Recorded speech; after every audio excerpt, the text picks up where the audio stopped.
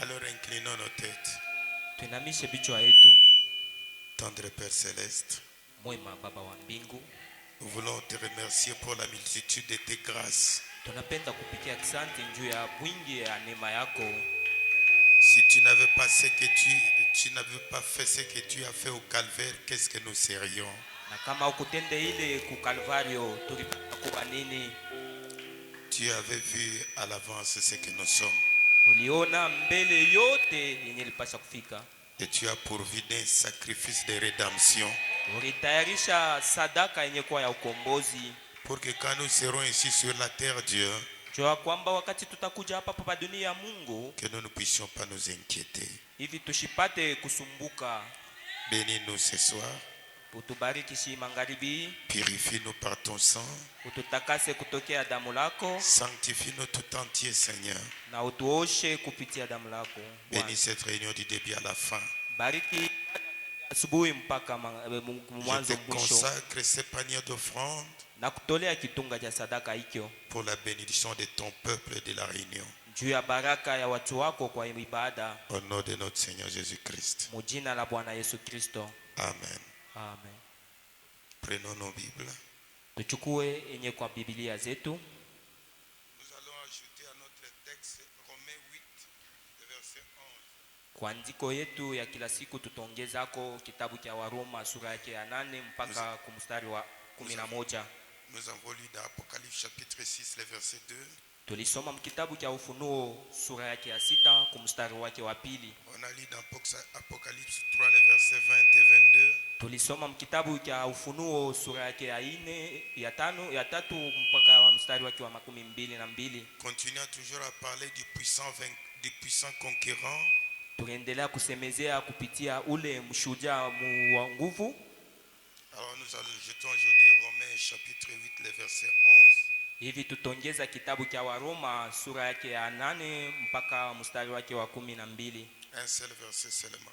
Mstari moja tu.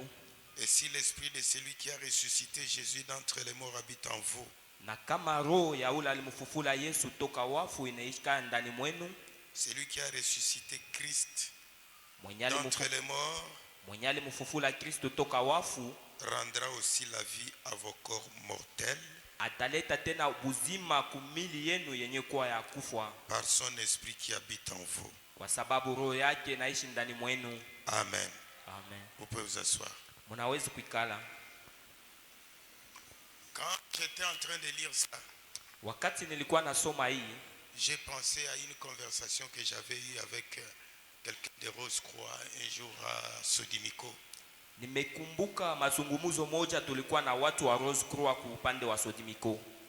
Pendant que je parlais avec cet homme-là, je pense qu'on était avec le frère Germain, le frère Michel, quelque chose comme ça. Wakati tulikuwa tunaongea na wale watu tulikuwa na nduku Michel na nduku Germain. C'est le papa d'un frère qui priait avec nous en ces temps-là. Ni baba wa nduku yetu moja tulikuwa tunaomba naye mwile wakati. Lui me posait toujours la question, il dit, vous n'avez pas l'esprit qui était dans Branham? Akikuwa ananiuliza mara yote ya kusema mweye amuna na ile roho ilikuwa ndani ya Branham. Parce que nous connaissons Branham. Kwa sababu shi tunamjua Branham. C'est un maître. Yeye ni mwalimu, shefu. Mais vous n'avez pas cet esprit-là. Sasa mweye amuna na ile roho ile. C'est pourquoi on ne peut pas vous craindre. C'est vous qui devez venir vers nous. Nous, on ne vient pas là-bas parce que vous n'avez pas cet esprit qui était dans Branham. Shi atukuye kwenu kwa sababu amuna na ile roho ndio kwa maana tumiongope. Alors pendant qu'on parlait, on continue à parler. Wakati tuliendelea na maongezi yetu, Il me disait, vous voyez, nous, anakuwa ananiambia kusema mnaona shie, bien que vous nous appelez des sorciers, tout ça, à cause des sacrifices qu'on fait, hata vile mko natuita kama walozi kwa ajili ya ile masadaka tukunatoa. Nous, quand on sacrifie quelqu'un, nous travaillons avec son esprit. Shie wakati tunatoa mtu, tukunatumika na roho yake et avec son sang. na damu yake pamoja. Nous avons des résultats. Na tunapata matokeo kwa ile sadaka. Mais vous, le sang de Jésus et son esprit, nous ne voyons rien. Pourquoi? Sasa kwenu mweye damu ya Yesu na roho yake atuone matokeo. Heureusement que quand on connaît les Écritures, même si on connaît que certaines choses dans certaines personnes, c'est vrai, mais je revenais à Frère Branham. Na wakati tulijua mabitu ya kusema hata kama ni kweli, lakini nirudie mpaka tukuwa ndugu Branham. J'ai dit, toi tu connais bien Branham? Il dit oui. Nakamuuliza kusema wewe unamjua Branham? Akaitika sema ndio. Entre vous et Branham, qui avait? Il dit, mais je t'avais dit que c'était un maître. Akanijibu kusema nilikwambia kusema yeye ni mwalimu. Je lui ai dit, alors viens ici au lieu de perdre le temps là-bas. Sasa nikamuita kusema kuya pahali pa kuponda muda wako. Il dit, mais vous n'avez rien, je vais venir faire quoi? Sema moya muna na kitu, sasa hivi nitakuwa kufanya nini kule? Voyez-vous? Munaona? Pour certaines personnes, ça peut être justifiable. Kwa watu wengine inaonekana kama ni ya kweli. Vous ne pouvez pas. Tout ça, c'est quoi? C'est parce que les gens se sont lancés à des histoires de guerre, de mystères. C'est bon, mais on n'a pas expliqué à quelqu'un, un chrétien, c'est un mystère. Ile yote watu waliweka mvita ya maasiri makubwa ya mahubiri, lakini abakufasiria Mkristo kusema Mkristo anakuwa ni mtu mwenye kwa mastajabu. Le diable n'a rien d'original. Ibilisi ana na kitu kya kweli kya mwanjo. Lui ne fait que copier ce que Dieu a. Yeko nafatirisha tu kile kya kweli kya Mungu eko nacho. Et alors nous devons arriver, nous avons connu le mystère du Fils de l'homme. Tulijua na kuvumbula ile masiri ya mwana wa mtu, la venue du Seigneur, kuja kwa Bwana, le baptême du Saint-Esprit, ubatizo wa Roho Mtakatifu. On a oublié le mystère de ce que nous sommes. Tunasabwa siri ya kile shie twiko. Alors Frère Branham dit que vous ne pouvez pas évoluer sur un terrain si vous ne savez pas ce que vous êtes et ce que vous faites. Ndugu anasema hauwezi kuendelea pa kiwango moja fulani kenye aujue kile wiko na kenye kile kiwanjo uko. Et si on ne comprend pas le mystère de ce que vous êtes en tant que chrétien, vous allez progresser comment? Na sasa kama uelewe siri ya Bukristo kile wiko, utaendelea namna gani? Vous allez évoluer comment? Utaendelea namna gani? Vous allez vaincre comment? Utashinda namna gani? Revenons un peu sur ce que nous devons être. Hivi turudiririe kukile tunapasha kuwa. Salut ton frère, dis-lui sois attentif ce soir. Lamkia ndugu mwenye kwa pembeni yako, mwambia kusema kwa na usikilivu magharibi. Nous ne pouvons pas conquérir si nous ne savons pas ce que nous devons être. Hatuwezi kutawala kama tujue kile tunapasha kuwa. Regardez. Tazameni. Nous parlons de Dieu. Tuko nasemezea juu ya Mungu.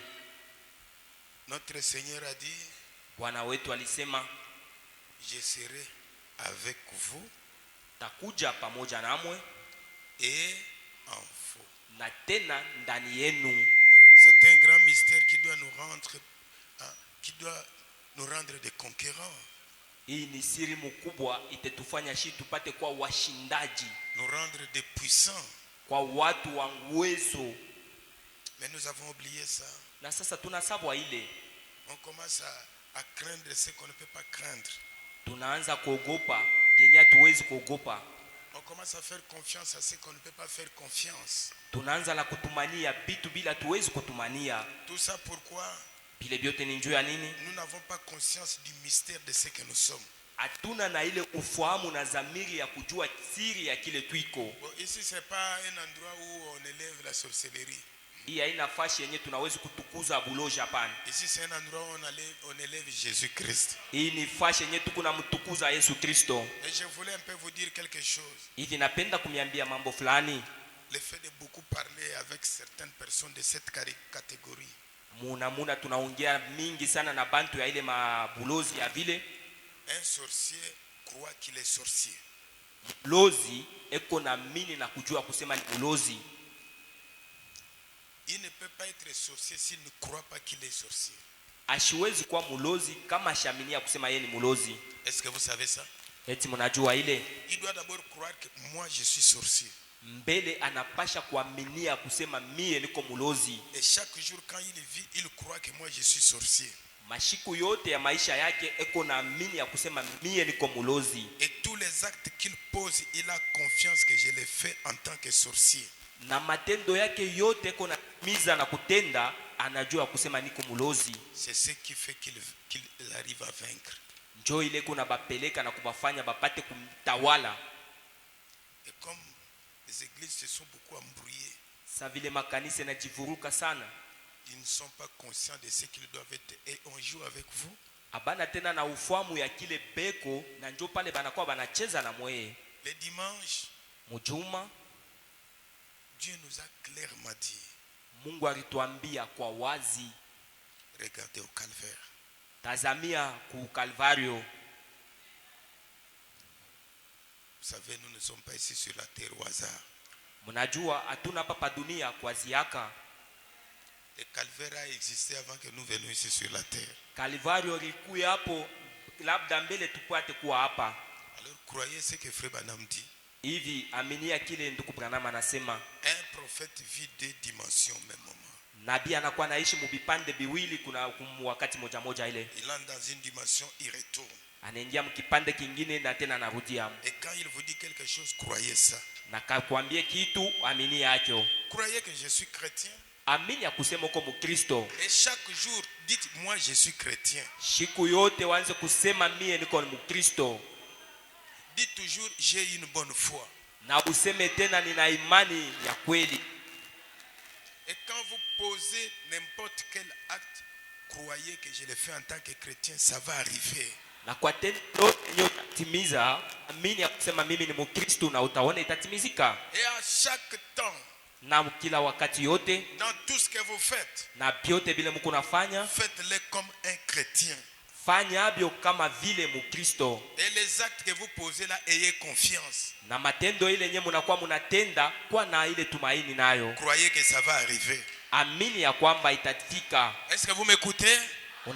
Unashikia hii? Si vous ne croyez pas que vous êtes chrétien, vous ne progresserez jamais. Na kama waamini ya kusema wewe ni Mkristo, hauwezi kustawi kuendelea mbele, hapana. C'est pourquoi vous voyez de temps en temps on est ballotté. Kwa maana mamuda wote tunakuwa watu wanatikisikwa. Dans le message les sauts de Pâques à la page 8. Mumahubiri chapa la Pasaka mu page 8. Si Dieu a dit que vous êtes sans péché, moi je suis sans péché. Kama Mungu anasema uko mutu bila zambi, mie niko mutu bila zambi.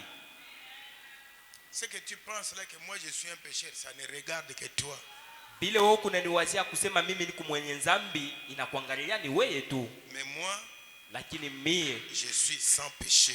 niko mutu bila zambi. Vous ne pouvez pas être chrétien au même moment pécheur. Hauwezi kuwa Mkristo tena muda ile uko paka mtenda zambi. Frère Branham dit que parfois on ne comprend pas bien ce qui est dit. Tukubama nasema saa zingine atuelewe mzuri kenye kinasemewa. Moi je suis chrétien. Mie niko Mkristo. Je suis sans péché. Niko bila zambi. Dieu a payé déjà le prix pour moi. Mungu anesha kunilipia bei kwangu mie. Et son sang na damu yake me purifie. Inakwenda nitakasa. Son sang me sanctifie. Damu yake inakwenda nitakasa. Acclamez un peu pour le Seigneur. Mchapie Bwana mikono. Et à chaque temps, na kila wakati, ayez l'habitude d'enlever la culpabilité en vous. Muwe na zoezo ya kutosha ile makondanation ndani yenu. Si vous voyez que vraiment il y a une condamnation qu'il faut régler, réglez la chose, allez de l'avant. Na kama unaona ndani mwako mnakuwa hukumu ile unapasha kutengeneza, tengeneza hayo na uende mbele. Dieu veut que nous puissions être libres. Mungu anapenda tukuye huru. Comme le dimanche, sawa vile muyenga, il vous a dit que vous êtes. Mungu alisema muko bila. Ne soyez pas comme Johnny le corbeau. Ushikwe sawa ule Johnny kunguru. Il était attaché. Mwenye banyasha kumufunga quelque part par un méchant. Kwa mtu mbaya. Alors un homme bon est passé là. Sasa mtu mwema akapitia pale. Qui a lié le corbeau comme ça, il a maigri. Sema naona huyu ndeke mwenye anakonda hivi. Comme il était bon, sasa vile alikuwa mwema, il a délié. Anamfungula. Mais le corbeau tellement il est resté pendant longtemps dans ses liens. Kunguru lake alikawia muile nkamba ile mwenye kufungiwa. Il pensait toujours qu'il est lié. Alikuwa kupaka na wazia kuile nkamba ya kusema ni mwenye kufungiwa. C'est ce qui arrive beaucoup avec nous. Jo ile kunetufikia mara mingi kwa sisi wote hapa. Si Dieu t'a pardonné, il t'a pardonné. Kama Mungu anesha kukurumia. S'il a jeté ça dans la mer d'oubli, c'est la vérité. Na akisha kuitupa mubari ya kusahabu, ni ukweli anesha itupa. Nous devons arriver à un moment où nous pouvons dire la parole de Dieu est vraie. tunapasha kufika mwakati ile tunasema neno la Mungu ni ukweli. Ne vivez pas comme ça. Tushishi tu Il muna faut à un moment arrive que vous dites non, la parole de Dieu est vraie. Ufike mwakati ile utasema neno la Mungu ni kweli, ni ukweli tu. Parce que ceci est arrivé, c'est vrai. Kwa sababu hii inafika na ni ukweli. Amen. Amen. Hein? Vivez et croyez que vous êtes des chrétiens. Muishi na muamini ya kusema muko ba Kristo. Et tout est possible. Na yote imewezekana kwa ule. Quand je parle beaucoup à certaines personnes, bon, si c'est pas ici ou ailleurs. Nasema na batu ba mingi sijue kama haina hapa pengine nafasi zingine. Vous savez, la sorcellerie c'est la parole. Hein? Mnajua kusema bulozi ni misemo. Dieu est béni par la parole et maudit aussi. Mungu anabariki kutokea neno na analani tena kutokea neno. Si quelqu'un vous dit tu vas mourir, tu crois que je vais mourir, tu vas mourir. Mtu akikwambia kusema utakufa na wewe unaaminia kusema ile mineno anasema utakufa na utakufa. Pendant que tu marches à toi, il m'a dit que je vais mourir. Wakati kuna tembea huko unaaminia kusema nitakufa mie.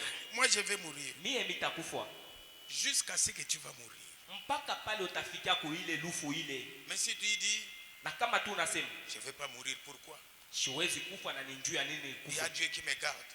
Mungu eko na nichunga. Vous commencez à penser le contraire. Unaanza kuwaza yenye na pinganisha bile byenye alisema. Ce que vous croyez là, c'est ce que vous aurez. Kile uko na mini na njoo kenye utapata. Arrivons à un moment où chacun peut dire la parole de Dieu est vraie. Tufike mwakati ile kila mmoja wetu anaweza kusema neno la Mungu ni ukweli. Dans le message les sauts de Pâques, Mumahubiri chapa la Pasaka, nous parlons des puissants conquérants. Tuko nasemezea juu ya ule mshindaji wa mshujaa. À la page 8 dans son point 27. Page 8.27. La parole. Neno.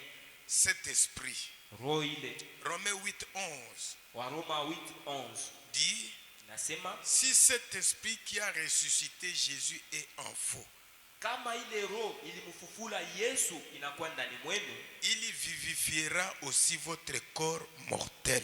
Italeta buzima kumili yenu ya kufwa. Il nous a pas simplement prouvé qu'il était le Jéhovah rédempteur, ashikutuambia na kutuhakikishia tu ya kusema iko paka Yehova mkombozi, et qu'il avait le pouvoir sur la mort, alikuwa na uwezo yulu ya lufu, l'enfer Gehenna et la tombe. na kaburi. Mais lakini il nous a aussi donné accès au même esprit. alitupatia nasi pia tupate kupata ile roho yake. Il nous a donné accès au même esprit. Nasi alitupatia ile bahati ya kupata ile roho yake, pour que nous puissions nous-mêmes avoir l'assurance d'être. Juu ya hivi si benyewe tupate kuwa na yakini ya kuwa nayo. Nous aussi.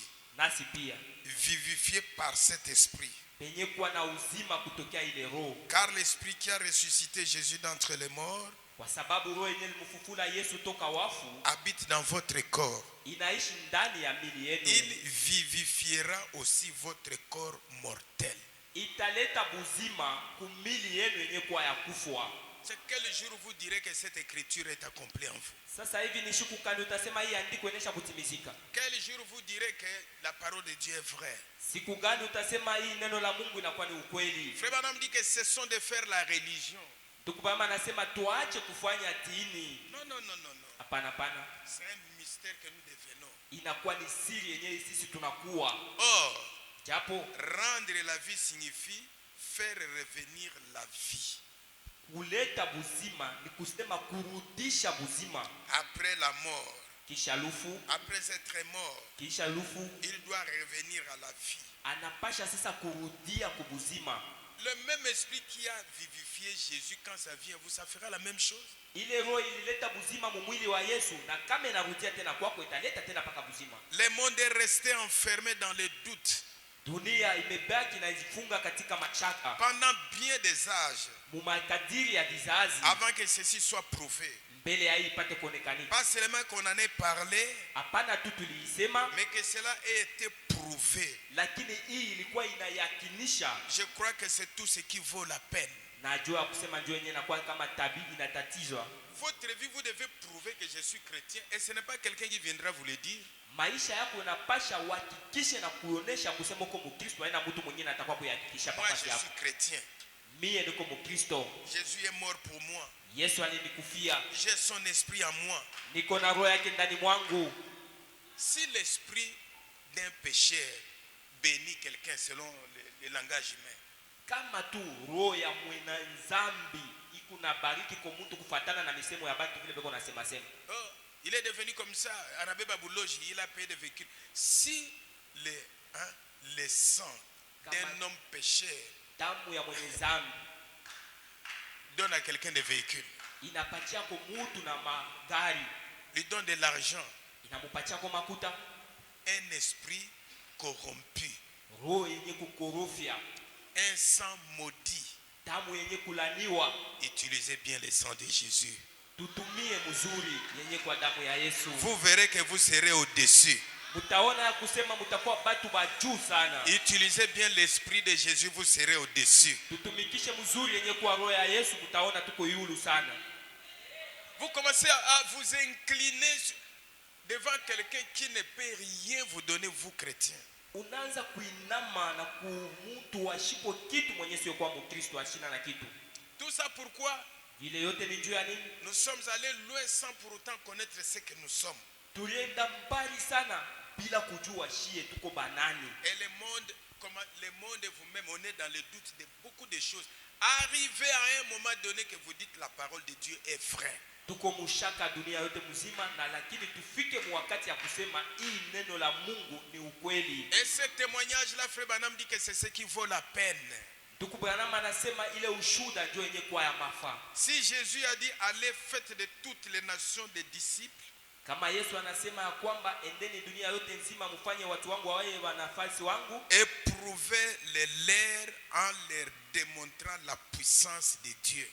Mubaoneshe na baumbakikishia na kubaonesha uwezo wa Mungu. Allez le prouver que vous êtes des disciples en démontrant la puissance de Dieu. Pas seulement les Écritures, mais en démontrant la puissance à cause de l'Esprit de Dieu qui est en vous. Wendo kaonesha wale wa kusema huko mwanafasi wa Yesu, mkuonesha uwezo hapana tu paka maandiko. Pas en démontrant celui-ci a commis l'erreur, celui-ci. Non, non. Démontrer en tant que disciple l'Esprit, la puissance de Dieu en vous. Hapana huyu alifanya kosa mabishano ya vile, lakini onesha ile uwezo ya kusema huko mwanafasi wa Mungu. Il y a un prédicateur qui m'a appelé quand j'étais dans le véhicule ici. Kukumhubiri mwahubiri wakati aliniita wakati nilikuwa katika gari. Il me fait beaucoup de bruit qu'il doit venir ici.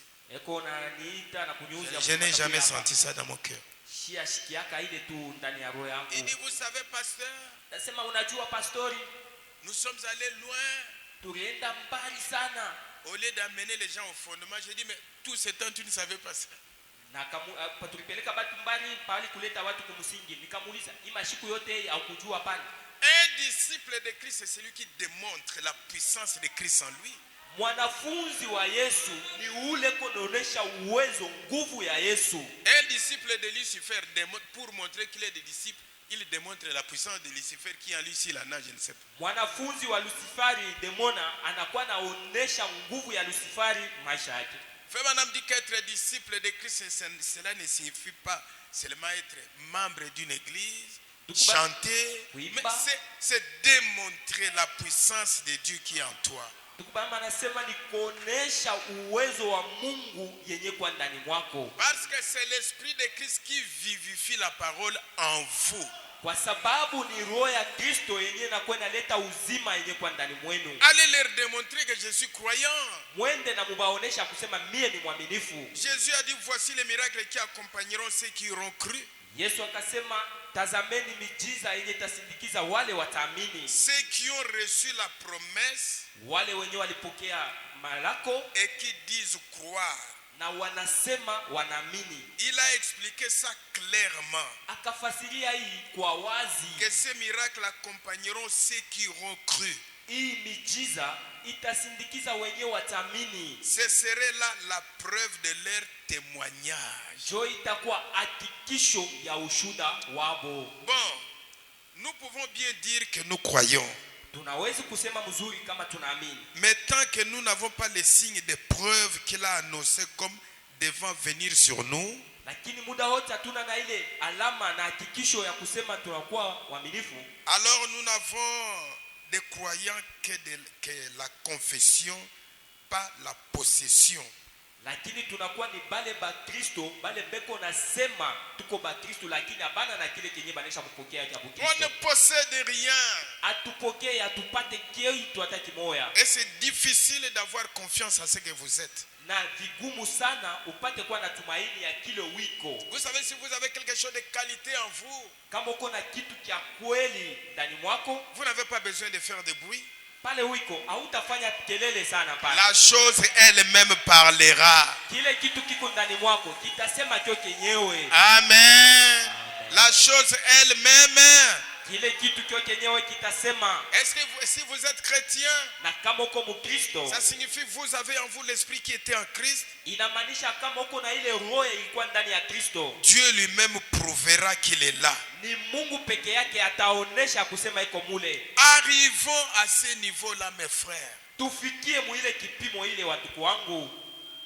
Arrivons à ce niveau-là, mes sœurs. Tufikie muile kipimo wa dada wangu. Je me pose des questions. Ninakuwa najiuliza maswali. Regardez ce que Frère Branham était. Tazameni kenye ndugu Branham alikuwa. Prenons dans le message Tubebe mu mahubiri. celui qui est en vous, Mwenye kwa ndani mwenu. si vraiment il est là. Na kama tu kweli yeko mule. Celui qui est en vous. Mwenye kwa ndani mwenu. À la page 48, Page 48.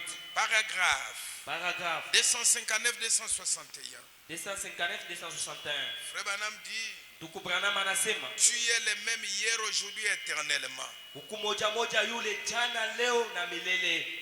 Point. Il dit, Anasema, et ces apôtres déclarèrent, na wamitume wake walikuwa anasema, ce que j'ai, kenye niko nacho, ce que kile ni je te le donne. nakupatia acho. Frère Branham dit, c'était la foi. Ndugu Branham anasema ilikuwa ni imani. C'est toi qui dois dire, j'ai la foi. Ni wewe ndio unapasha kusema niko na imani. Ne cherchez pas que quelqu'un d'autre vienne te dire que tu as la foi. Non, parce qu'il ne connaît pas ce qu'il y a à l'intérieur. Usitafute mtu mwingine akwa kwambia kusema uko na imani kwa sababu asijue kile uko nacho ndani yako. Ce que j'ai, je te le donne. Kenye niko nacho C'était nakupatia la acho. foi. Ilikuwa ni imani. Et Frère Branham dit, Ndugu Branham anasema, et je déclare. na mimi nasema. Shalom. Shalom. Je n'ai jamais aimé que nous envions des gens.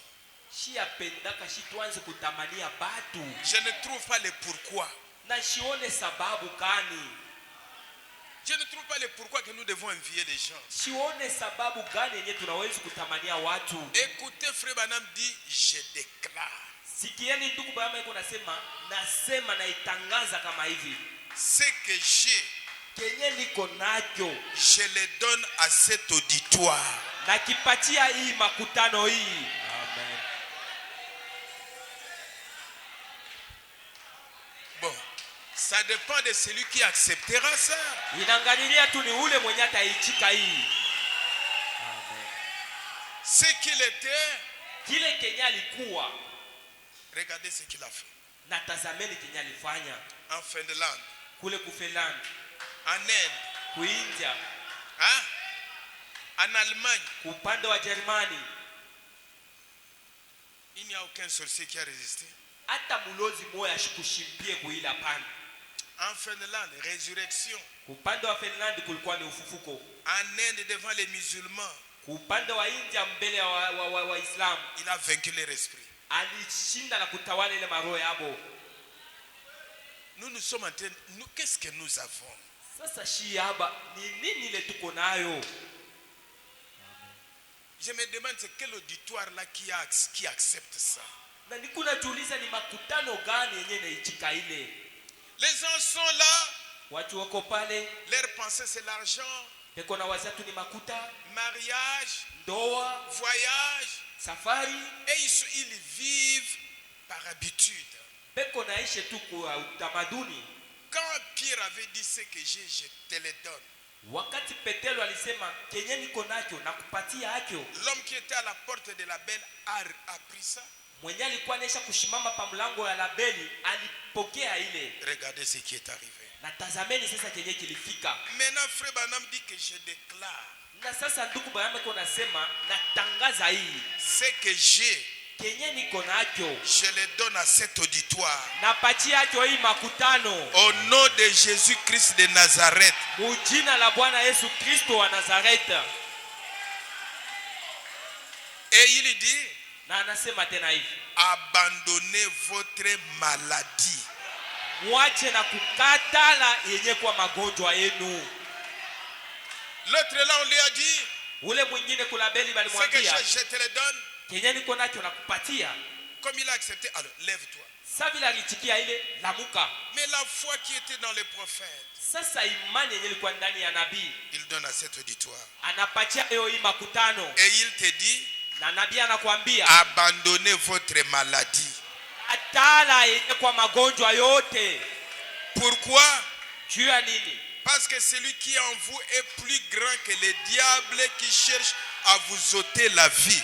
Kwa sababu mwenye kwa ndani mwenu ni mwenye kwa mkubwa kushindia ibilisi mwenye anapenda kukunyang'anya yenye kwa maisha yako. Frère Branham dit, Ndugu Branham anasema, vous êtes les enfants de Dieu. Muko watoto wa Mungu. Acceptez ça. Muitike ile. Moi je suis un enfant de Dieu. Mimi ni mtoto wa Mungu. Et vous ne pouvez pas être un enfant de Dieu pécheur. Hawezi kuwa mtoto wa Mungu tena mtenda dhambi. Dieu n'est pas pécheur. Mungu sio mwenye dhambi. Arrivez à un moment que vous dites le message est vrai. Mufike wakati ile utasema ujumbe hii ni kweli ukweli. Aussi longtemps que vous demeurez dans le doute, et ça sera toujours le doute en tout. Muda yote unakuwa naishi katika shaka na ile mashaka itabakia paka mwako wewe. Vous êtes les enfants de Dieu. Muko watoto wa Mungu. Vous êtes les rachetés. Muko wenye kukombolewa. Et frère Branham dit, Tukubama anasema, j'ordonne à Satan de quitter ces gens. Naamuru shetani atoke muikao. Et Satan quittera na shetani atatoka si vous reconnaissez ce que vous êtes. Kama unatambua kenye wiko. J'abandonne. Nakatala ile. Je ne suis pas pécheur. Shina tena mtenda dhambi. Je suis saint.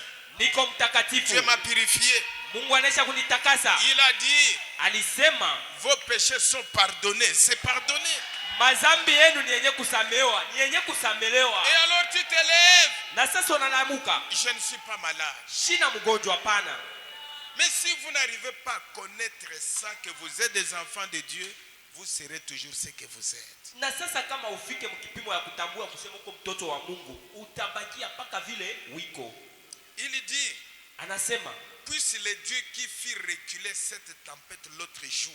Hivi ule Mungu mwenye alirudisha ile zuruba pepo mwile siku ile. Là-bas à la montagne. Kule kumulima kule. En Allemagne. Kujerumani. Puisse le Dieu là. Ule Mungu ule. Qui fit arrêter les vents et les vagues. Mwenye alisimamisha pepo na mabimbi. Puisse-t-il faire en sorte que chaque maladie soit ôtée de ces gens. Afanye tena kila magonjwa itoke ndani ya hawa watu. Et que la puissance de Christ soit rendue manifeste dans leur vie. Na uwezo wa Kristo ipate kuonekanika ndani ya maisha labo. En ce moment. Mui wakati hii. Puisse chaque pécheur se repentir. Na kila mwenye dhambi wote afike kwa atubu. Puisse chaque personne qui n'est pas près de toi se mettre en ordre en ce moment. Na kila mtenda dhambi wote mwenye kwa na dhambi apate kufikia karibu mwi wakati. Et puisse-t-il en être ainsi au nom de Jésus-Christ. Na iwe hivi mujina la Bwana Yesu Kristo. Il dit, anasema, moi mie en tant que votre pasteur. Sawa vile pastori wenu. Amen. Amen. Il est au même moment le messager de l'âge. Moya ule eko mjumbe wa kizazi. Pasteur de Branham Tabernacle. Tena pastori wa Branham Tabernacle. Et notre pasteur aussi. Na tena ni pastori wetu shie hapa. Amen. Moi en tant que votre pasteur. Mie kama vile pastori wenu. Votre frère. Na tena ndugu wenu. Avec toute la foi que j'ai. na imani yote yenye niko nayo. J'ai demandé à Dieu Nikamuomba Mungu de la placer en vous. ailete ingie ndani mwenu. Amen. Le problème, Mambo sasa hapa, est-ce que c'est placé? eti imetiliwa ndani mwenu? Le problème, est-ce que c'est placé? Mambo iko hapa, imani ile imetiliwa ndani mwenu? Vous voyez là où nous sommes? Munaona penye tuiko. J'ai demandé à Dieu de la placer en vous. Nikamuomba Mungu apate kuiweka ndani mwenu. Je crois que je reçois ce que j'ai demandé maintenant. Naamini ya kama napokea kenye minaomba hapa sasa. Si vous le croyez avec moi, Na kama tu mnayamini pamoja nami, avec toute la foi que j'ai, pamoja na imani ninakuwa nayo, je vous l'accorde à cet instant. na mipatie hayo muhii wakati hii. Amen. On vous l'accorde, Bane mipatie hayo. mais il faut l'accepter. Na sasa hivi mnapasha kuichikia ile imani. Et maintenant, au nom de Jésus-Christ, le Fils de Dieu, Na sasa hivi mjina la Bwana Yesu Kristo mwana wa Mungu, vous nyinyi mwekwa kwa pale. renoncez à votre affliction. Mukatale yenye kwa mauzuni yenu. Renoncez à ça. Mukatale hiyo. Si la foi là est entrée, Kama ile imani ile inaingia ndani mwenu. si la foi là, vous l'avez reçue, vous l'avez acceptée, Na kama ile imani munaichikia na munesha kuipokea, alors na sasa hivi renoncez à votre affliction, mukatale mangaiko yenu yote, à votre maladie. kuile magonjwa. Dites-lui, Umwambia kama tu dois partir. we magonjwa unapasha kutoka, Parce que kwa sababu vous avez votre foi, una imani yako plus ma foi, na kuchanga na imani yangu avec la puissance de Jésus-Christ, pamoja na uwezo ya Yesu Kristo dont l'omniprésente est ici, mwenye kuwa hapa pa hii fasi hii, pour confirmer cela juu apate kuhakikisha hili et prouver qu'il est ici, na kuonesha ya kama iko hapa, qu'il veut vous guérir na anapenda kumitunza en ce moment. muhii wakati hii. Croyant du message, Waaminifu wa ujumbe, arrivé à un moment, vous pouvez dire à tout le monde le message est vrai. fikia mkipimo na wakati ile unaweza kuambia watu kusema ujumbe ni ukweli. Cessez de venir vous rentrer. Acha ile mambo ya ukuya na unarudia tu paka hivi. Et vous vivez le désespoir. Huku naisha katika shaka. Ça signifie qu'il n'y a rien qui est entré. Ni kumaanisha kusema hakuna kitu chenye kinesha kuingia ndani Tous mwako. les pasteurs, Wapastori wote est-ce qu'ils ont reçu ce que Frère Banama dit? eti tu banesha kupokea kile ndugu Branham anasema hapa. Parce que si le pasteur reçoit ça, il va amener ça à son peuple. Kwa sababu kama pastori anapokea ile imani na yeye ataileta tena kwa watu wake. Nous sommes comment? Tuko je? Frère Banam dit, Ndugu Branham anasema dans les mémoriaux de Dieu, muile kumbukumbu, mahubiri ya kumbukumbu ya Mungu éprouvés au fil des temps, yenye kuhakikishwa muukadiri ya manyakati, il dit à la page 16, page 16 89-92, Dieu est en train de bâtir une église comme mémorial. Mungu eko na jenga kanisa kama vile kumbukumbu, kikumbusho, Un mémorial de son sacrifice. ile kumbukumbu yenye kwa ya sadaka lake. Cessez de regarder ce que vous regardez là. Mwache kuangalilia kubile mku naangalilia bila pana. Un mémorial de son sacrifice. Kumbukumbu yenye kwa ya sadaka lake. Christ n'est jamais venu sur terre pour mourir en vain. Kristo ashikukua hapa pa dunia juu akufe tu kwa bure, hapana. Les sangs des gens, Damu ya watu les incrédules font confiance à ça, ils se retrouvent de leur manière. ya wenye zambi wako naitumikisha na wanapata munamuna yabo. Mais les sangs sans péché, Sasa hivi damu bila zambi. shalom. Shalom. Laissez les distractions. Tuacheni kulengama. Soyez comme mémorial. Tukue kama vile ukumbusho, kumbukumbu. Cessez de vous embrouiller avec des discussions, avec des gens. Non, non. Dieu est en train de construire un mémorial, une église comme mémorial. Mungu eko naendelea na kujenga kanisa kama vile kumbukumbu. Vous n'êtes pas bénis pourquoi? Que ce n'est pas mort en vain. Aubarikiwe juu ya nini? Kwa sababu Kristo ashikukufe tu kwa bure. Hapana, sa mort ne sera pas vaine. Lufu ya Kristo haitakuwa tu ya bure. Hapana. Hein? Est-ce que vous saisissez ces choses? Eti mmeshika mzuri hii mambo. Si tu es là, kama uko tu pale, oh, dis, bon, tu es le mémorial de ce que tu es. Na hivi uko kumbukumbu ya kile wiko. Arrivé à un moment à dire, fika mwakati yenyewe utasema, j'ai entendu, maintenant je vois. Nilisikia lakini hapa sasa mimi naona. Arrivé à un moment, fika mwakati ile où vous pouvez dire, yenyewe unaweza kusema, maintenant je crois. Na sasa hapa naamini. Amen. Frère Branham dit, Christ n'est jamais venu sur la terre pour mourir en vain. Sa mort ne sera pas vaine. De ces pierres, Dieu est capable de susciter des enfants à Abraham. Si les gens ne veulent pas vivre cela, s'ils ne veulent pas la prendre en considération,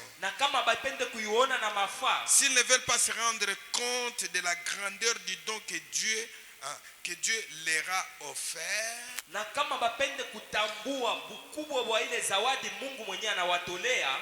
grand don Dieu a offert. Et les gens sont là en train de regarder ceci. Si les gens ne veulent pas vivre cela, s'ils ne veulent pas la prendre en considération, s'ils ne veulent pas se rendre compte de la grandeur du don que Dieu leur a offert, de ces pierres, Dieu est capable de susciter des enfants à Abraham. Mungu ana uwezo ya kulamushako watoto wa Ibrahimu. Assurément. Hakika tu kweli. Il le fera. Na ataitenda ile. Si tu ne veux pas prendre ça en considération, il va susciter les gens que vous ne croyez pas. Na kama que vous ne considérez pas. Atalamusha wale watu wa ujue. Des gens même que vous ne considérez pas, Dieu les prend. Vous ne voyez pas comment il a confondu les érudits de ce temps-là. Il est allé prendre Pierre qui ne connaissait même pas écrire.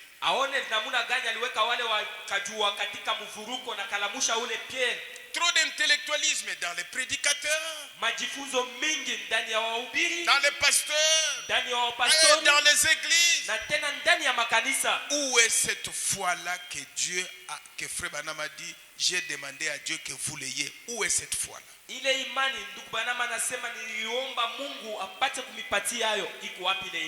La foi là, c'est de créer seulement dans les églises, mais cette foi-là qui amène quelqu'un à une démonstration de la puissance, ça y est où? Ile imani kunapeleka mtu apate kuonekanisha ile uwezo iko wapi? Qui fait de quelqu'un un chrétien, il croit que moi je suis chrétien. Ça y est où? Ile imani kunafanya mtu apate kuwa Mkristo na anaamini. Ile imani iko wapi? Frère Branham dit que quand j'y pense, et que je pense à ce grand prix qu'il a dû payer, bien maintenant, on veut tout avoir gratuitement. Tunapenda kupata biote kwa bure tu. Hein? Preuve. Hakikisho. Baiwer, pourquoi? Parce qu'il voulait avoir gratuitement. Mambo ya Baiwer, njoo ya nini? Banapenda kupata tu bia bure hivi tu. Ils ne veulent pas de sacrifice. Abapende kujitolea. Vous savez, nous devons quitter cet esprit-là. Munajua tunapasha kutoka mwile roho ile qu'on avait depuis longtemps. Si vous voulez construire une église, soutien. On écrit là-bas soutien. En France soutien. Et partout soutien. Les gens sont arrivés à croire qu'il y a la bénédiction quand on donne. Quand on vous donne. beko na kupatia. Ah, c'est ça la bénédiction, et pourtant ce n'est pas ça. Na bantu beko na wazia vile haina ndio baraka ila pana. Il y a plus de bénédictions à donner qu'à recevoir. Kuna mabaraka. Mais aujourd'hui, la bénédiction c'est quand on vous donne. Leo baraka ya mtu inakuwa ni kama banakupatia. Ah, vraiment Dieu m'a béni, on m'a donné. Vous ne savez pas que vous vous ruinez. Aujua kusema huku unalialabisha wewe mwenyewe. Les gens veulent tout gratuitement. Bantu beko napenda kupata kwa bure tu. Regardez même dans notre vie. Mwangalia hata maisha yetu. Si Zambie bloque ici, c'est dégâts. Zambia kama nafunga vitu yake kule, huku kwetu ni mateso tu. Qu'est-ce qui nous manque? Ni nini ile inatushinda? Travailler ici, les gens ne veulent pas. Kutumika huko, bantu wapende kutumika. Et on met de l'argent là-bas pour que ça multiplie. Lui est là, si gratuitement. Allez, il met. Yasha kuikala pale, mimi naweka makuta yangu pale, kunatumika tu kwa bure. Vous avez eu, hein, c'est que vous avez eu. Si mnapokea na kupata kile mnapata. Et si vous ne voulez pas vous corriger, na kama tena kupende kujinyolosha mzuri, acceptez ce que Dieu a fait de vous. Moi je suis chrétien. Muitike kile Mungu alifanya juu yenu na useme mie niko Mkristo. On parle ici. Tukunasema hapa, lui boude là-bas. Yeko na shakia kule ashakuikana. Frère Branham dit. Tukubama nasema. Bon, moi je n'aime pas dire ça. Mie mishipendele kusema hii. Vous savez que dans cette église il y a un ange. Unajua kusema mui kanisa mko malaika moya. C'est le mystère que les gens ne connaissent pas. Ni siri ile watu hawajua hapana. Il y a un homme. Kuko mutu. Il y a aussi un ange. Na kuku tena malaika. À moins que votre pasteur n'ait pas le Saint-Esprit. Isipokuwa tu pasteur wako ashina na Roho Mtakatifu. S'il a le Saint-Esprit, na kama tu pastori wako kuna Roho Mtakatifu, le fait qu'il demeure avec la parole, wakati tu yenya na kala na kuishi pamoja na Frère neno. Branham qui connaît les mystères, Ndugu Branham mwenye kujua siri, vous dit qu'il est un ange local. Anakuambia kusema pastori ni malaika wa panafasi. Ça, c'est Frère Branham dans sa dimension.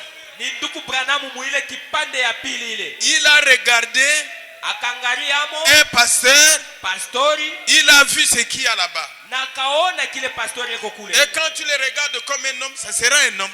Na kama unamtazamia kama vile mtu ni mtu kwako wewe. Mais quand tu le regardes comme Frère Branham dit, c'est un ange. Na kama unamtazamia kunaingana na kile ndugu Branham anasema ni malaika. Pourquoi? Juu ya nini? Celui qui est en lui. Mwenye kwa ndani mwake. Et l'ange. Ni malaika. Amen. Vous enviez, c'est parce qu'on ignore certains mystères. Muko na tamania na kutamania kwa sababu amjue masiri ingine. Shalom ici devrait être une église bénie que les gens vivent. Shalom ilipasha kwa ni kanisa yenye kubarikiwa ile batu balipasha kwa beko na itamania. Mais les gens ne veulent pas rester tranquilles parce qu'ils ne connaissent pas les mystères. Watu hawapende kubakia katika matulizano kwa sababu abajue yenye kwa siri. On veut avoir tout gratuitement. Banapenda kupokea biote tu kwa bure. Saint-Esprit gratuitement. Roho Mtakatifu kwake aipate ya bure. La foi gratuitement. Imani kwake ni bure tu. La bénédiction gratuitement. Baraka yote aipate kwa bure.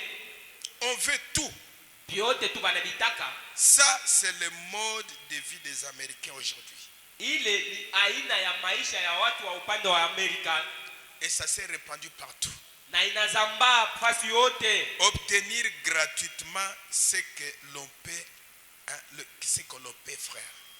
Tupokee kabule kile tunawezi kupata kabule ndugu. Moindre difficulté, non. Kama mbo tukaloko shida kidogo hapa même les médicaments ici. Hata tu dawa hii. Il fait un médicament qui lui fait pas mal dès qu'il boit la maladie part. Depuis quand pendele dawa iko na maefea mubaya tu anaikunywa anapona pale wakati kaniaje. Et il fait quand il prend ça le même jour parti. Depuis quand? Anakunywa leo na kutunziwa paka pale. Ishakufanyika vile wakati kani. Dieu même pour que ceci arrive, il a attendu. Na Mungu juu ya hii yote ipate kufika na yeye aliongojea. Il a eu la foi. Alikuwa na imani muile. Ça lui a coûté du temps. Na na ilibeba tena kadiri ya masiku. Mais aujourd'hui, les gens veulent avoir tout gratuitement. Leo watu wanapenda kupokea vyote tu kwa bure.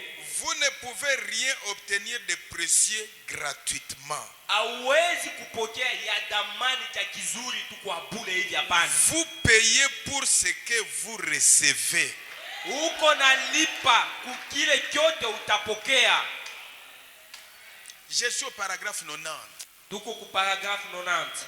Vous payez unalipa pour ce que vous recevez. Kubile byote utapata. Frère Branham dit c'est exact. Tukubama nasema ni kweli tu. Vous devez payer pour cela. Unapasha kulipa kwa ile. Alors ça devient précieux. Na sasa pale inakuwa ya kizuri na cha damani. Les gens qu'on donne des choses comme ça, ils ne gardent pas ça.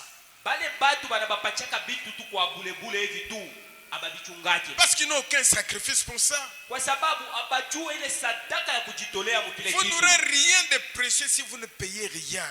Kitu kizuri cha damani hawezi kukipata kama ulipe kitu. Vous voulez qu'on vous donne gratuitement ça, c'est pourquoi vous détruisez tout. Wakati unapenda kupata vya bure ndio kwa maana huko unaona unalabisha vyote. My God, ils ont laissé. My God, unapata échec. Non, on continue. Anashindamo, hapana tuendelee tu. Mais pourquoi vous ne persévérez pas comme ça avec la parole? Sasa mnamuna ya vile njoo ya nini muendelee tena paka mnamuna ya vile ndani ya neno. Vous voyez que ce que vous confessez, vous ne possédez pas. Mnajua mnaovu kuona kusema kile mko nasema amukipate. 91. Frère Branham dit votre salut a coûté cher à Dieu. Okovu yako ilikuwa ya bei sana kwa Mungu. Votre salut a coûté cher. Okovu yako ni ya bei, ilimuomba bei sana Mungu. Cela lui a coûté son fils unique engendré pour donner la vie éternelle à chaque homme.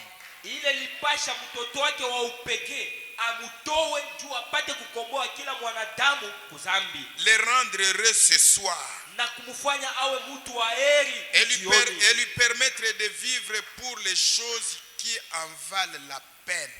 Hivi apate kuwa mtu mwenye ataishi juu ya bile vitu vyenye vinakuwa na ile sadaka. Non pas pour laisser quelque chose à nos enfants. Apana tu kuachia batoto urithi tu. Il n'y a pas d'héritage à léguer.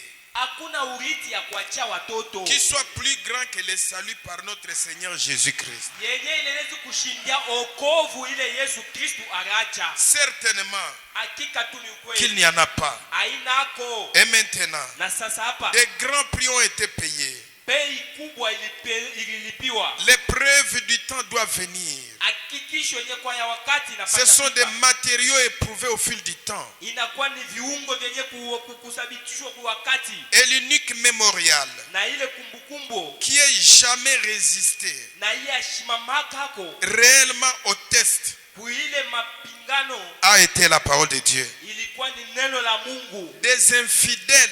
Bale bakutokuamini ont tenté de l'anéantir. Walipenda kuyangusha. Ils ont fait tout ce qu'ils pouvaient. Walifanya na kutenda yote wenyewe walipenda. Mais lakini elle ne passera jamais. Haiwezi kupita kamwe. Elle ne peut jamais faillir. Na itangukaka kamwe. Amen. Amen. Amen. Arrivez un jour à dire que la parole est vraie. Fikia yako siku moja useme neno la Mungu ni ukweli. Arrivez un jour à dire moi je suis chrétien. Fikia siku moja mkipimo ya kusema mimi huyu niko Mkristo. Arrivez un jour à dire fikia siku ile unaweza kusema je suis sauvé. Niko mwenye kuokolewa. Une sœur m'avait témoigné un jour. Dada moya alinishuhudia siku moja. Il dit il était arrivé à une église quelque part. Sema nikafika kukanisa moja fashi moja. Le pasteur a dit pasteur yule akasema je voudrais que chacun vienne donner son témoignage. Napenda kila mtu apate kuleta ushuhuda wake. Depuis qu'il est dans le message. Tangia iko muhi ujumbe. Il dit tout le monde. Nasema bote balikuwa mule mkanisa. Je n'avais pas de maison, Dieu m'a donné une maison. Sikukuwa na nyumba, Mungu ananibariki ananipa nyumba. J'ai payé un véhicule. Ninauza gari. J'ai mangé difficilement. Nilikuwa nakula kwa tatizo. Personne n'a témoigné que Dieu m'a sauvé. Hakuna mtu hata mule mkanisa aliwezi kutoa ushuhuda kusema Mungu ananiokoa. Et des grandes églises que nous considérons. makanisa yenye minene tukunaona na mafwa. Personne. Hata mtu moya. Et à la fin, le pasteur dit, je suis étonné. Pasteur anasema mnanishangaisha sana. Personne n'a témoigné que Dieu l'a donné le Saint-Esprit. Hakuna mtu anatoa ushuhuda kusema Mungu alinipatia Roho Mtakatifu. C'est là où les gens sont. Jopa ile bantu beko.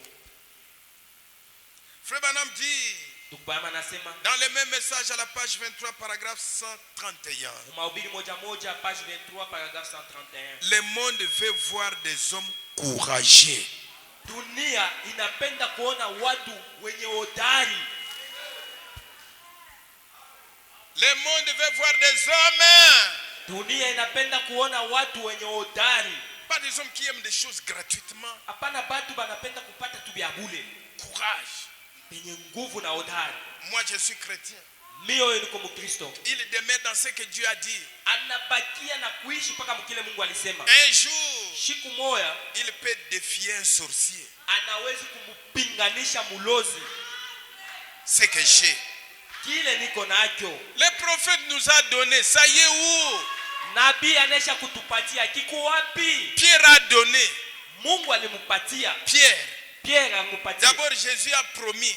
Yesu je vous ai donné le pouvoir. Tamipatia uwezo. Il a dit je vous ai donné le pouvoir de marcher sur les serpents. Anasema namipatia uwezo ya kutembea yulu ya manyoka. Et les gens qui ont reçu ça nous avons vu. Na watu walipokea ile uwezo tulibaona. Et à leur tour. Na kushiku yabo sasa. C'est que j'ai. Na kinye niko nacho. Au nom de Jésus, lève-toi, marche. Mujina la Bwana Yesu Kristo shimama. On a vu. Tunaona. Et dans ce temps de la fin. Mwi wakati ya mwisho. Vous savez que nous devrions être plus que les Paul. Tunaona kusema tulipasha kwa yulu sana kushinda wa Paulo. Est-ce que vous savez ça? Eti mnajua ile? Vous n'avez jamais lu ça? Amuya somaka ile. Mais regardez ce que nous sommes. Mwangalieni sasa kenye tuiko. Regardez notre pasteur comment il était. Mwangalie pasteur wetu Branham kila alikuwa. Un homme de la foi. Mtu mwenye kuwa na imani. Un homme qui marchait avec la puissance de Dieu à cause de ça qu'il croyait. Mtu mwenye alikuwa anatembea na uwezo wa Mungu kwa ajili ya ujumbe yenye alikuwa anaamini.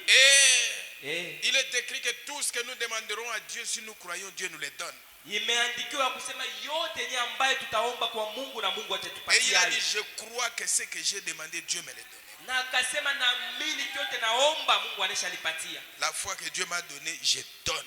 Imani yenye ile Mungu ananipatia na mipatia hayo. À cet auditoire. Kui makutano hii. Qui reçoit ça? Ni nani yule anaipokea imani? Et si nous l'avons reçu, na kama tunaipokea imani hii, agissons. Tutende na kutumika muile imani. Agissons. Tutumike na kutenda muile imani. Je suis libre. Niko huru. Je suis chrétien. Niko Mkristo. J'ai une bonne foi. Nina imani vema. Je suis sauvé. Niko mwenye kuokolewa. Mais vous n'entendrez jamais ça. Hautashikiaka ile hata kamwe kwa ile. Le monde veut voir des hommes courageux. Dunia inapenda kuona watu wa shujaa. Quelqu'un qui a du courage. Mtu mwenye kuwa na hodari. Et qui se présentera comme un mémorial de la grâce salvatrice de Jésus-Christ. Mwenye atashimama na kuonesha kama vile kumbukumbu yenye kuwa ya neema ya wokovu ya Yesu Kristo. Un mémorial. Kumbukumbu du message. Ya ujumbe. Un mémorial du salut. Kumbukumbu yenye kuwa ya wokovu. Un mémorial de la puissance de Dieu. Kumbukumbu yenye kuwa ya uwezo ya Mungu. Arriver un jour à dire aujourd'hui cette écriture est accomplie dans ma vie. Fiki yako siku moja ile utasema hii andiko ni yenye kutimizika ndani ya maisha langu. Dieu a besoin de courageux. À la page 26. Page 26. Paragraphe 142-143. Paragraphe 142-143. Frère Branham dit il y a quelques soirs un petit garçon indien.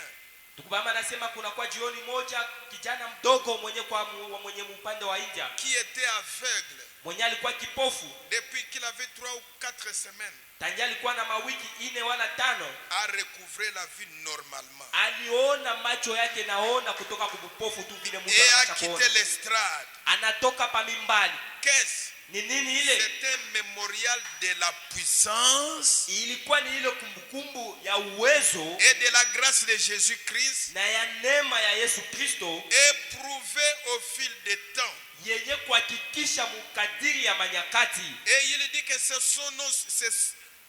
Saint-Nom soit béni, loué. Anasema jina lake takatifu ipate kubarikiwa. Amen. La guérison c'était un mémorial de la puissance. Matunzo, uponyaji inakuwa ni kumbukumbu ya ile neema. Ça y est où? Iko wapi? Des peureux. Bantu benye kushikwa na boka. Il y a des gens qui ont éprouvé ça. Au fil du temps, ils ont vu que c'est vrai.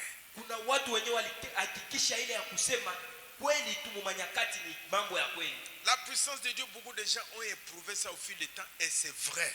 Watu na uwezo wa Mungu walihakikisha mumanyakati ya kusema ni mambo ya kweli. Au fil du temps, munyakati zote, les épreuves, matatizo, les ennuis, majaribu, les secousses manitikiso et les tiraillements makukokotana ne servent qu'à détecter les imperfections en vous. Iko na tusaidia juu tupate kutambua na kujua ile mautokamilifu yenye kwa ndani mwetu. À voir s'il y en a.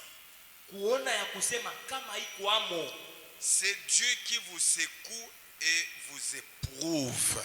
Ni Mungu ule kona kutikisa na eko na kupima tena. J'ai parlé à une bonne maman, moindre secousse. Banani découragé. Oh. Nisema na mama mwatu usubana kiloko banani nguvu inanisha tu banani découragé.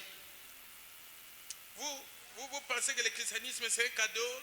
Unawazia kusema Bukristo bunakuwa tu ni kipeo tu kia bulevi. Moindre secousse. Mitikisiko tu kiloko unarudia kumkongo. Je n'irai plus à l'église. Lâche. Msaifu muzembe. Dieu a besoin de courager. Mungu anahitajiwa kuona wenye hodari. Trop de lâche, trop. Wazaifu wazembe wa mingi wenye kwa hapa. On m'a découragé. Bana nishindisha nguvu.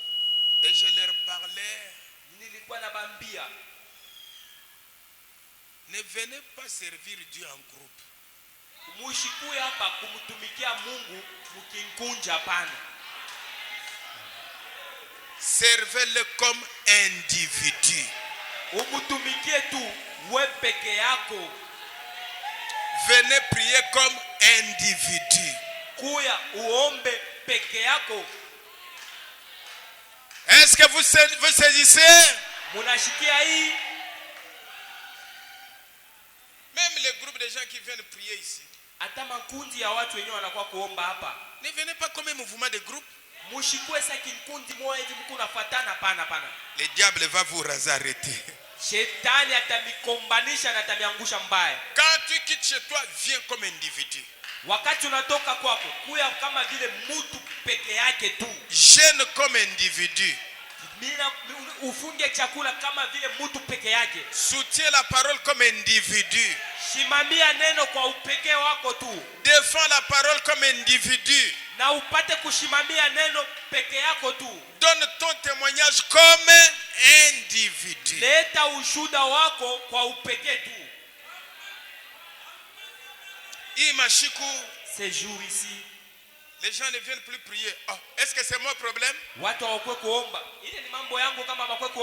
Josué a donné l'exemple. Moi et ma maison, nous servirons. Même si tout le monde refuse, moi je vais aller. Je vais jeûner. Je vais prier. Je vais soutenir. Faites les choses comme individu.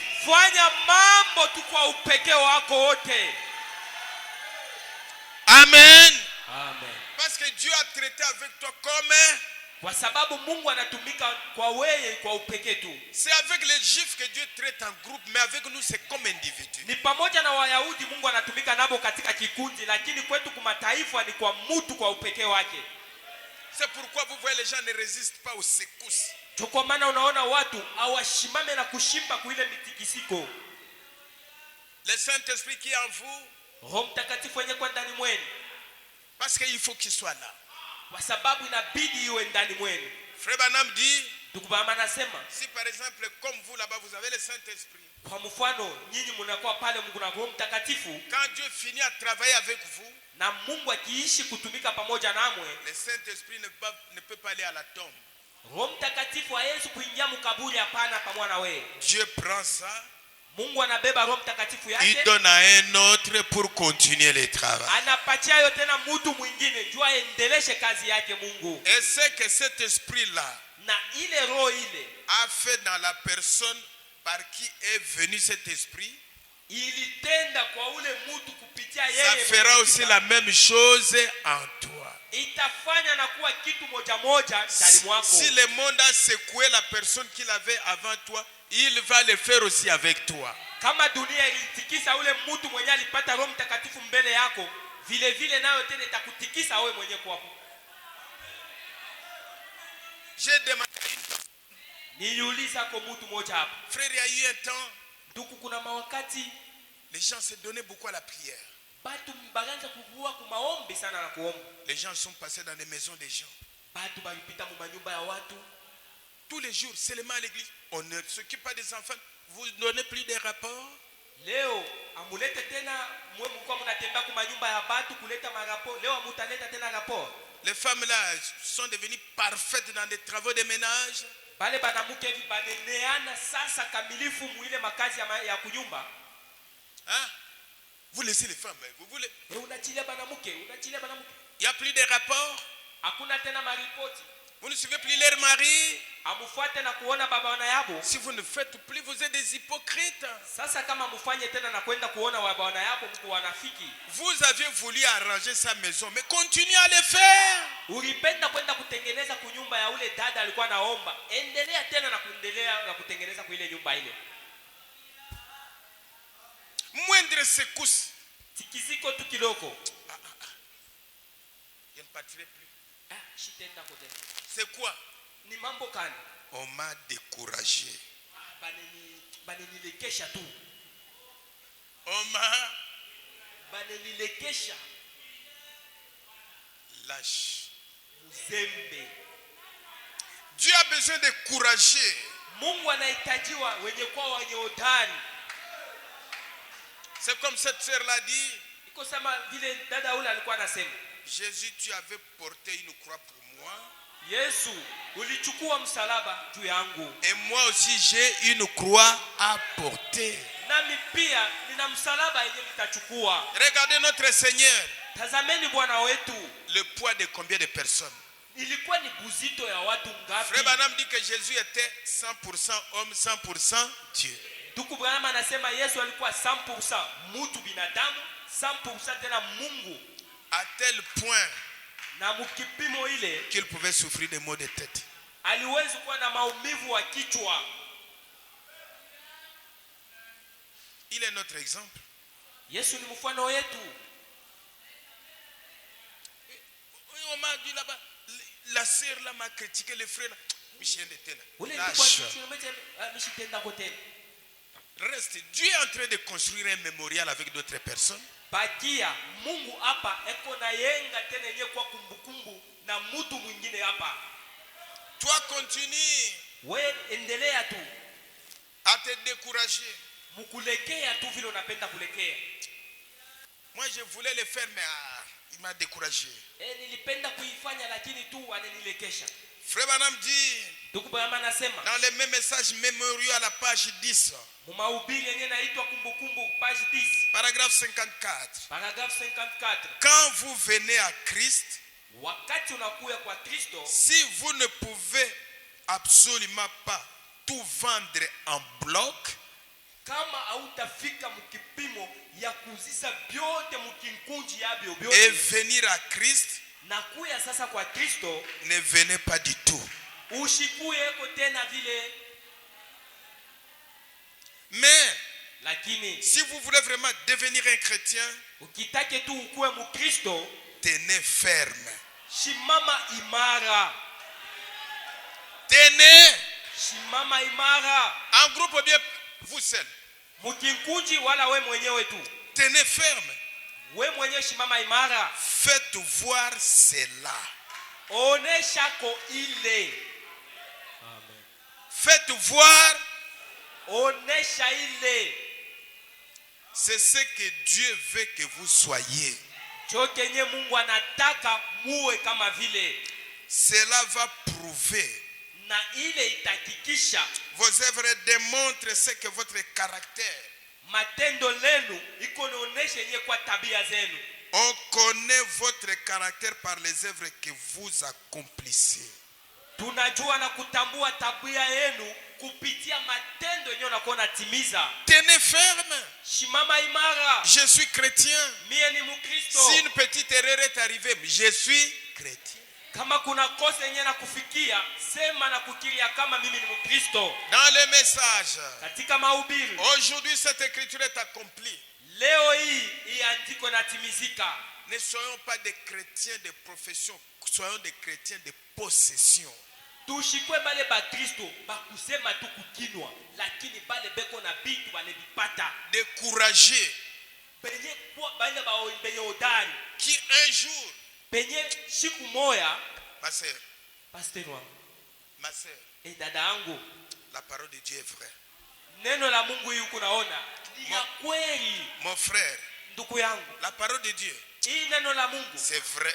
ni ukweli. Arrivez à ça un jour. Ikufikie kwa siku moja ile. Amen. Arrivez à ça. Fikia kwa mwile kipimo ile. Frère Branham dit dans le message ici aujourd'hui, cette écriture est accomplie. Muima ubiri inaitwa kama hii andiko imetimizika. À la page 14. Page 14. 105, 103, 105. 103, paragraphe 103 jusqu'à 105.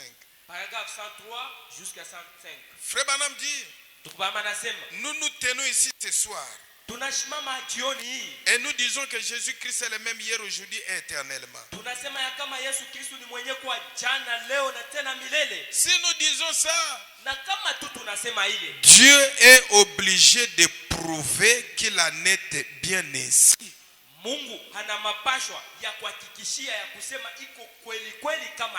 Parce que c'est sa parole. Or, qu'est-ce que ça produit? Il faut avoir la foi. Y croire. Il faut avoir la foi. Croire sa parole. Croire qu'elle est bien la vérité. Arriver un jour à dire que non, la parole est vraie. Ce qui est arrivé, quand Moïse a fait sortir les enfants et tous ceux qui l'ont suivi, wakati Musa alitosha watoto wa Israeli na wale wote waliwafuata, ceux qui n'ont pas suivi sont restés en Égypte. Wale wote wakumfuate Musa walibaki kwa upande wa Misri. Mais ceux qui ont suivi Moïse, lakini wote wenye walimfuata Musa, quand ils sont sortis de la mer Rouge, na wakati walivuka yenye kwa bahari nyekunda, et qu'ils sont arrivés dans le désert, na wakafika upande wa jangwa, comme Moïse leur avait dit que Dieu m'a rencontré dans la colonne de feu, sawa vile Musa aliwaambia kusema Mungu alinikutana kupitia nguzo la moto, et ceux qui l'ont suivi, wale wote walimfuata Musa. Frère Branham dit après avoir traversé la mer Rouge, tukubamba nasema kisha kuvuka bahari nyekunda, Dieu est descendu sur le mont Sinaï. Mungu alishuka kumulima wa Sinai. Cette colonne de feu a embrassé toute la montagne.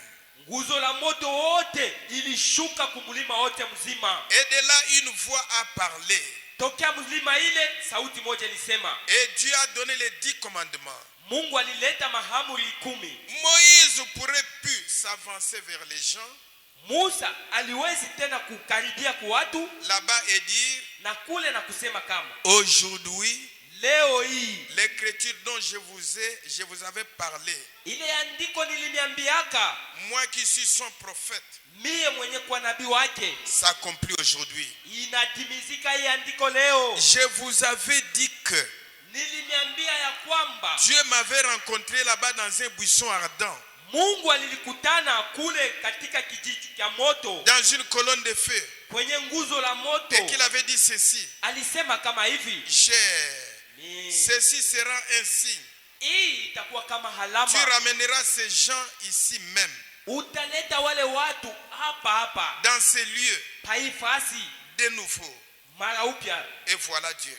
Na tazameni sasa tena Mungu yeye ule kumulima. Dans cette même colonne de feu, ndani ya ile nguzo la moto, dans laquelle je vous avais dit qu'il était, mwenye mule nilimiambia sema Mungu alikuwa mwile nguzo la moto, qui se tient là, yeye ule mwenye kusimama kumulima, sur la montagne. kwenye mulima anasimama. Aujourd'hui, leo hii cette prophétie est accomplie. ile maunabii yo inatimizika hapa. Il est ici pour confirmer que les choses que je vous avais dit sont la vérité. Na amefika hapa juu ya kuhakikishia kusema mambo yote nilimiambia inakuwa ni ukweli. Amen. Tu diras ça un jour dans ta vie. Quand?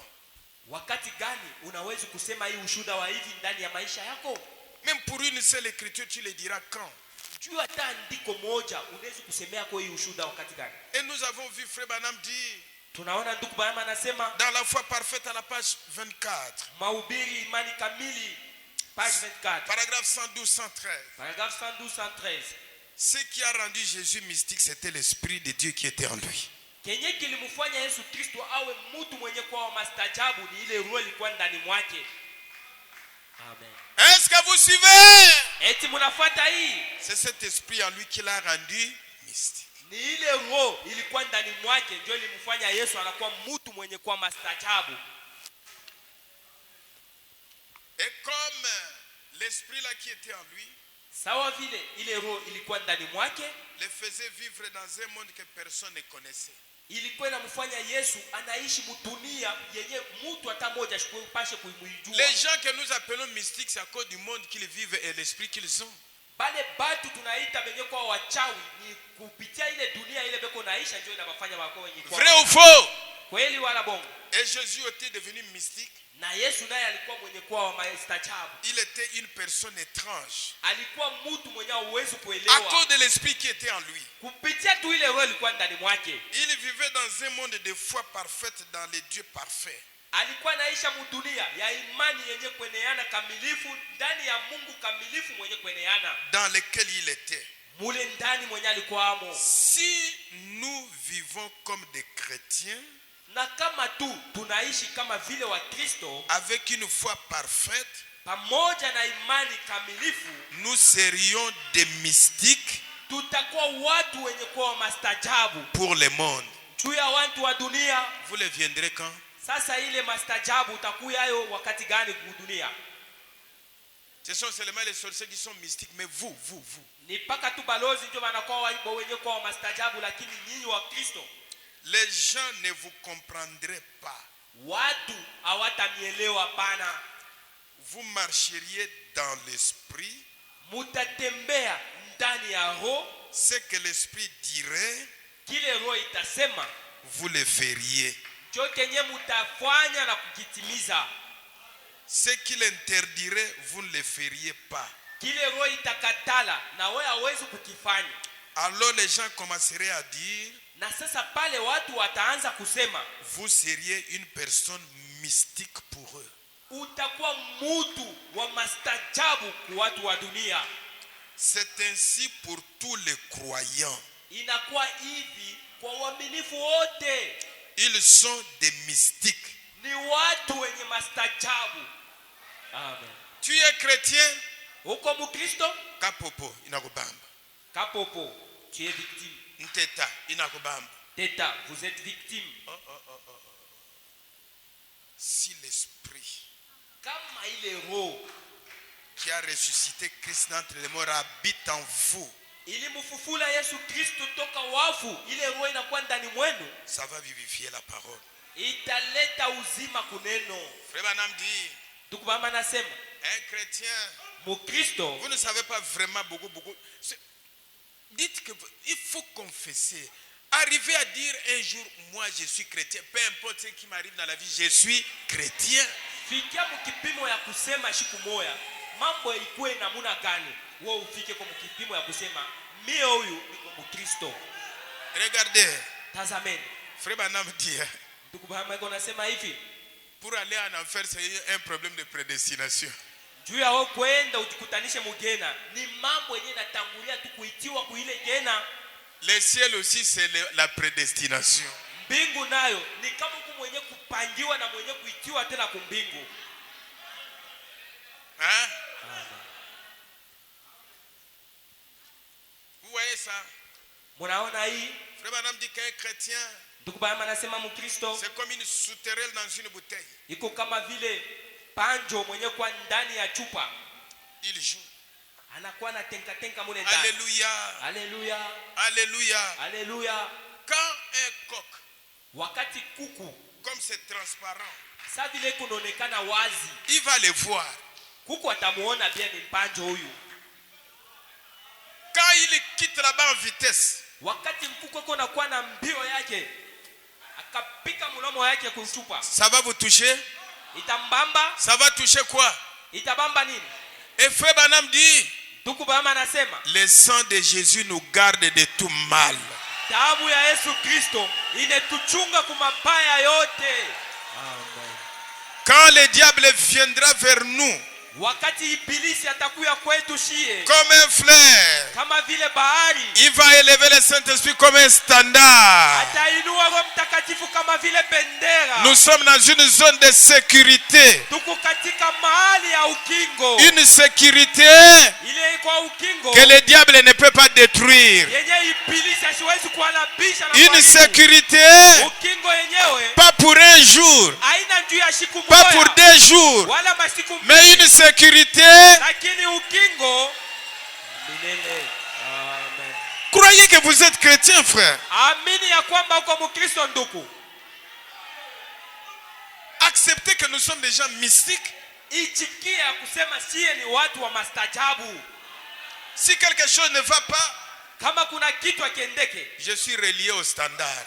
mie niku mwenye kuunganishwa na ile mtandao. Amen. Amen. Si là-bas, kama kule ils invoquent. beko naita. Vous savez quand nous sommes ici, munajua wakati tuko hapa, vous pouvez couper unawezi kukata une communication de la sorcellerie ici. Vous savez ça? ma telefoni yote ya buloji unawezi kuikata. Est-ce que vous savez ça? Munajua ile? Regardez. Mwangalieni mzuri. Le même esprit ile roho moya ile qui était en Jésus, ilikuwa ndani ya Yesu. quand c'était en David, wakati ilikuwa kwa Daudi, il a tué un lion. aliua simba. N'est-ce pas que David était mystique? Si Daudi alikuwa wa mystike. Est-ce que David était mystique? Eti David alikuwa mtu wa mystike. À cause de cet esprit-là. Kupitia tu ile roho ile. Regardez Samson.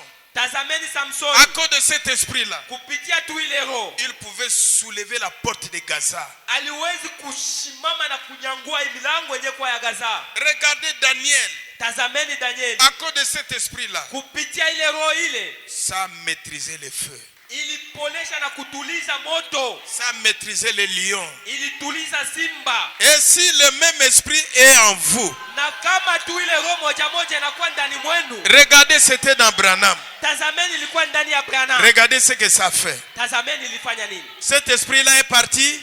Ile roho ile inesha kwenda. Nous sommes où? Tuko wapi? Le même esprit, frère Branham. Ile roho moja moja ndugu Branham anasema. Comme on avait lu Apocalypse, livre des symboles. Sawa vile tulisoma Apocalypse, kitabu kenye kwa cha mezali cha mifano. Si cet esprit-là est à cause seulement de ça. Na kama tu ile roho kwa ajili tu ya ile roho. Si l'esprit du diable est dans quelqu'un, kama roho ya shetani inakuwa ndani ya mtu, les démons sont tout autour de lui. mademoni yanakuwa na mzunguko wale mtu. Vrai ou faux? Kweli wala bongo? Même si vous ne savez pas, c'est vrai. Hata kama mujue shi tunamwambia sasa ni vya kweli. À partir de la Bible, kupitia tu Biblia. Le fou de Gadara. Ule mwenda bazimu wa Gadara. Et frère Branham dit, ndugu Branham anasema la folie, mazimu, c'est la guerre des esprits. Inakuwa ni bukomvi, mapiganisho ya maro tout autour. Yenye inakuwa kando kando. Vous allez voir un fou. Utaona mwenda bazimu. À un moment donné, wakati mwa hivi fulani, danse. eko na cheza. C'est l'esprit de danse qui a pris le dessus. Ni ile pepo ya mamichezo inakuwa inaingia ndani mwake. À un moment donné, wakati mwa fulani, colère.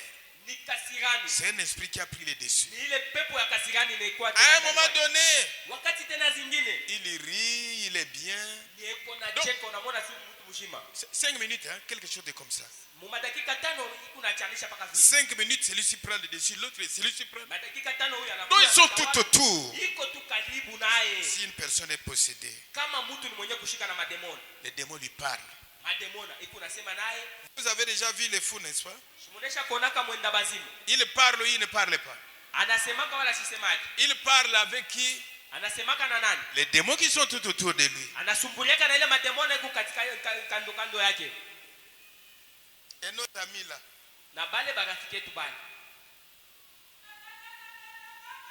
il parle. Et si le diable ne fait qu'imiter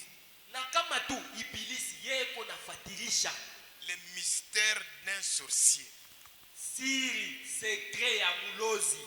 mais un chrétien c'est un mystère.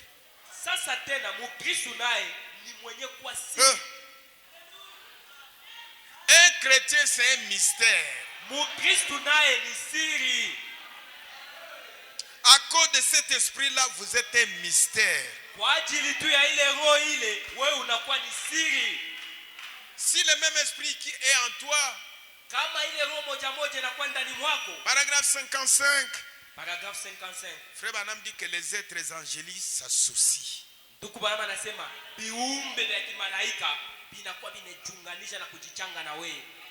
Maintenant les anges et les diables, qui est fort?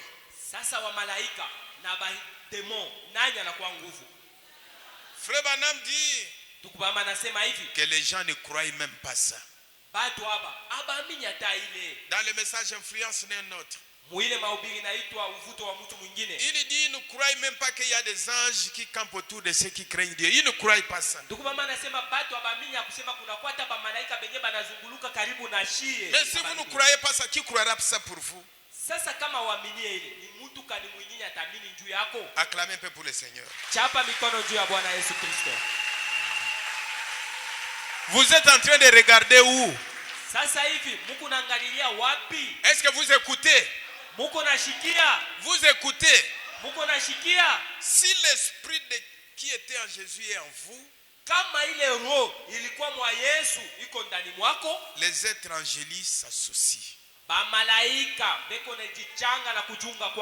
Frère Branham dit, j'espère que vous le saisissez.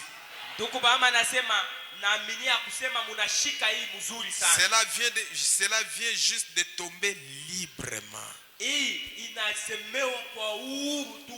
Regardez. Si vous avez le Saint-Esprit en vous,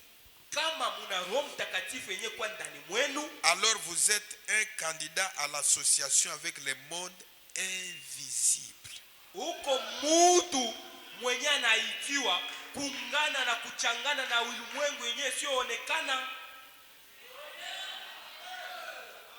Vous ne croyez que c'est que les sorciers sont et vous?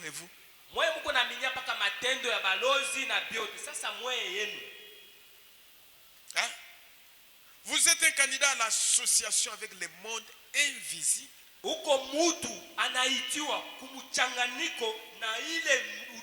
Le monde des anges et le surnaturel, Dieu lui-même. Frère Branham dit, il n'est pas étonnant que les gens ne puissent pas croire en ces choses. Maintenant vous deviendrez des chrétiens comment? Ils sont jamais entrés en contact. Les gens qui ont vraiment le Saint-Esprit, ils savent de quoi Frère Branham parle.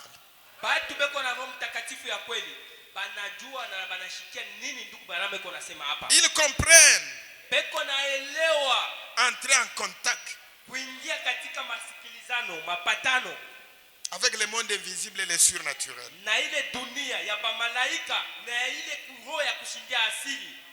Ça dépasse.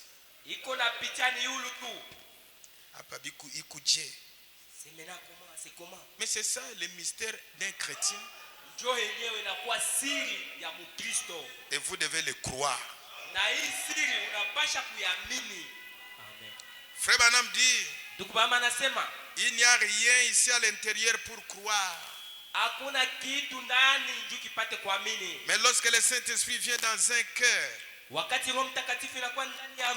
aussitôt il devient un être double. L'un de la terre pour mourir, et l'autre du ciel pour vivre. Frère Branham dit Amen. Dans son corps, il est toujours sujet à la mort. Mais dans son âme, dans son âme, alléluia, dans son âme, il est passé de la mort à la vie. Dans son corps, il a un contact terrestre avec les 5 sens.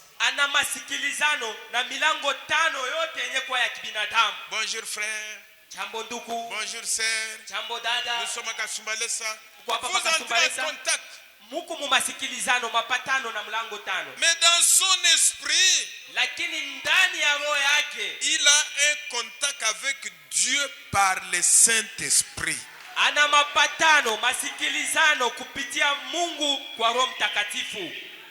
Pas seulement là-bas. Et les anges de Dieu les visitent. Frère Branham dit, ils viennent même dans les quartiers. Comme les démons suivent les gens dans les quartiers, les anges aussi viennent dans des quartiers. Alléluia. Amen. Frère Branham dit, je n'ai pas le message, il dit, ils savent où vous restez.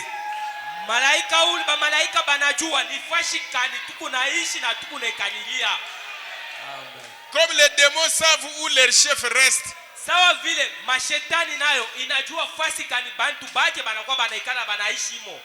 Les anges de Dieu vous visitent. Amen. Dans les quartiers, ils peuvent vous amener la réponse à votre prière, même au quartier.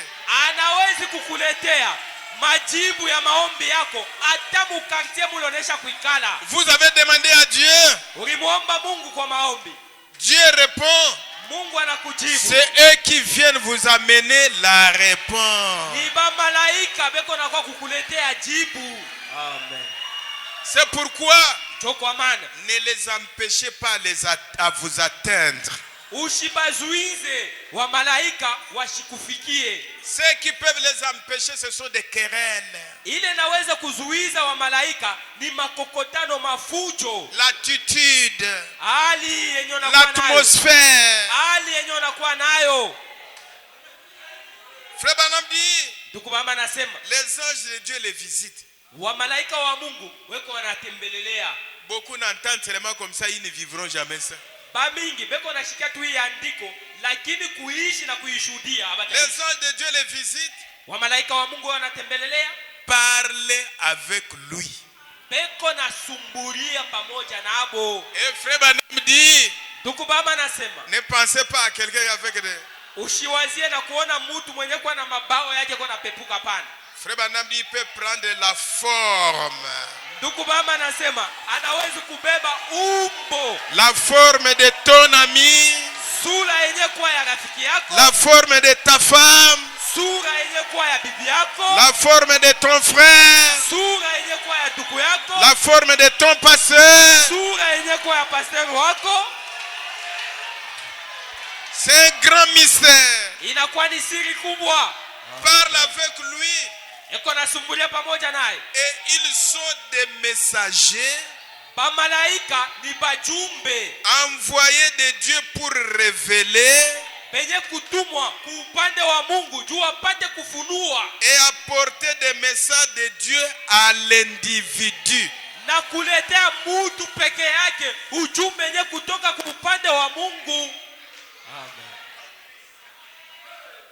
Ne fais pas les baïwers.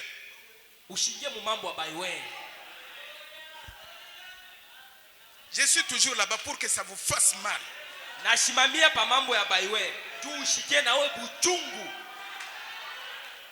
Tu as eu l'argent là difficilement. Frère Branham dit ndugu Branham anasema avertissement ile kukukalamusha mbele tena na hukumu inakufuata.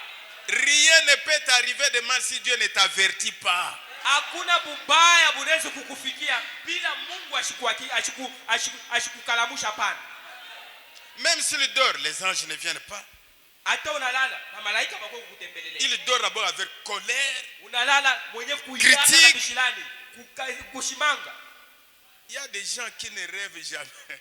Kuko batu benye bale na kulota huko balota ke lobo. Papa.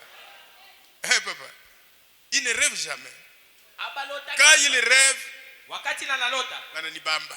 Ni kwa kumuvinya pashingo. Vous n'avez pas besoin seulement de dormir pour que les anges vous parlent. Hauna tu uhitaji kusema paka pale utalala njoba malaika bako bakutembelelea hapana. Ne rêve jamais. Kulota huku akumufikia. Les anges ne lui parlent jamais. Ba malaika ba abasemake naye atamala. Ne les visite jamais. Na kumutembelelea huku ba malaika ba. Ne lui apporte jamais de nouvelles. Hivi tu habari ya kumuonesha abana nayo abamuleteaje. Tu as manqué le grand mystère du christianisme. Pale unashinda siri yenye kwa mkubwa ya Bukristo. C'est pourquoi il doit mettre les choses importantes en premier lieu. Kwa maana unapasha kuweka vitu vya mafaa fasi za kwanza. Vous ne pouvez pas poser la coupole avant que les fondements soient posés. Hauwezi kuweka kile kipande bila ya msingi pate kutiliwa. Voyez-vous? Unaona? Ainsi, nous devons nous rappeler cela. Tunapasha kukumbuka kama hivi. Mettez les choses importantes en premier lieu. Vitu vya mafaa tubiweke fasi ya kwanza. Cherchez premièrement les royaumes. Tutafute mbele ya kwanza ufalme. Et la justice de Dieu. Na uwache je kwa Mungu. Toutes les choses vous seront données par-dessus. Hivi tu vyote batakupatia vyo kama vile matabishi tu. Amen. Amen. À la page 13. Page 13. 62. 62. Et le monde gémit. Dunia inakuwa inaugua, inalia. Il attend aujourd'hui les gens qui ne connaissent pas les mystères de Dieu. Il attend. Aujourd'hui, les gens ne connaissent pas les mystères de Dieu. Je suis chrétien. Mais un chrétien c'est qui? Qu'est-ce qui lui arrive? Qu'est-ce qui se passe? C'est pas un homme ordinaire. On nous enseigne le mystère de la venue du Seigneur. Fils de l'homme. Malachie 4. Mais toi tu es aussi un mystère. Frère Branham dit que le monde gémit. Il attend aujourd'hui. Les gens ne connaissent pas les mystères de Dieu. Pourquoi? Ils n'ont pas été enseignés sur les mystères de Dieu. Quand Dieu vient dans un homme, c'est un grand mystère. Wakati Mungu anakuwa ndani, anaingia ndani ya mtu, ule mtu inakuwa ni siri kubwa. La seule chose sur laquelle ils ont été enseignés, kitu moja tu kenye kile balifundishiwa nacho, c'est adhérer à l'église, ni kwenda tu kujingisha mkanisa, mettre votre nom sur les registres, kuandika jina lako kuile kibali. Soyez un brave garçon, uko kijana mshujaa, traitez votre voisin correctement, uko naishi na kutendea ndugu yako jirani mzuri. Frère Branham dit que c'est bien, ndugu mama anasema ni mzuri, mais lakini vous devez connaître les mystères de Dieu. Unapasha kujua vizuri yenye kuwa siri la Mungu. Personne ne peut vous les révéler sinon celui qui tient les livres. Hata mtu mmoja asiwezi kukufunulia hayo isipokuwa tu mwenye kushika yenye kwa kitabu. Et les livres c'est la révélation. Na kitabu kinaitwa kama ufunuo. Et la Bible dit, na Biblia inasema, personne ne peut appeler Jésus le Christ si ce n'est par le Saint-Esprit. Cette magnifique vieille église du Saint-Esprit va apparaître un de ces jours.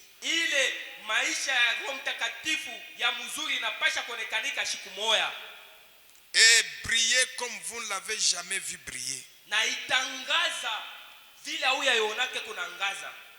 68. Dieu Mungu dans ces derniers jours muisiku ya mwisho est en train de tirer des vrais cœurs eko naita maroho yenye kwa ya kweli de partout fashi yote, car ils connaissent les mystères de ce qu'ils sont. wakati ile watajua siri ya kenye beko.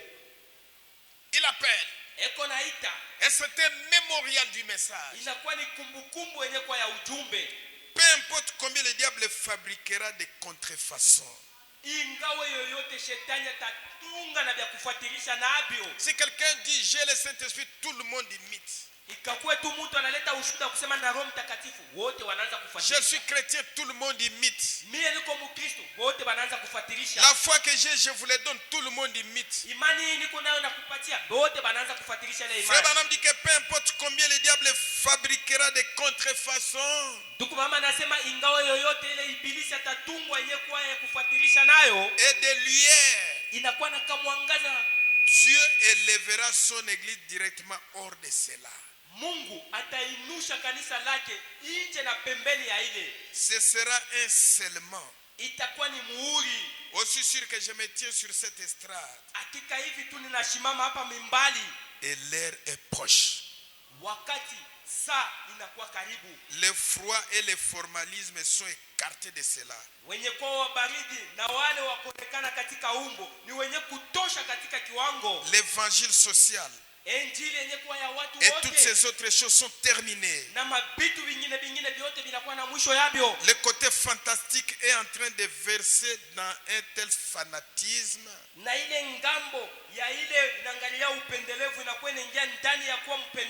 Fanatisme radical que les aveugles pourraient le voir. Mais Dieu est en train de tirer son église hors de cela. Dieu, son but, c'était d'accomplir le mystère dans l'homme. Arriver un jour à dire non, non frère, le message est vrai. Dieu est vrai. Le Saint-Esprit est vrai. Hein? La promesse. Ce que Frère Branham a prêché, c'est la vérité. Vous arriverez à dire ça quel jour? Après avoir entendu tous ces grands mystères, qu'est-ce que vous êtes devenu? Parce que plus nous mangeons les mystères, nous devenons des mystères. Et si vous êtes devenus des mystères, nous sommes des mystères au-dessus des sorciers, au-dessus des maladies, au-dessus de... Ne craignez pas, c'est ça la vérité. Croyez ça, marchez avec ça. Plus vous confessez ça, plus Dieu va l'accomplir. Amen. Devenez des mystères.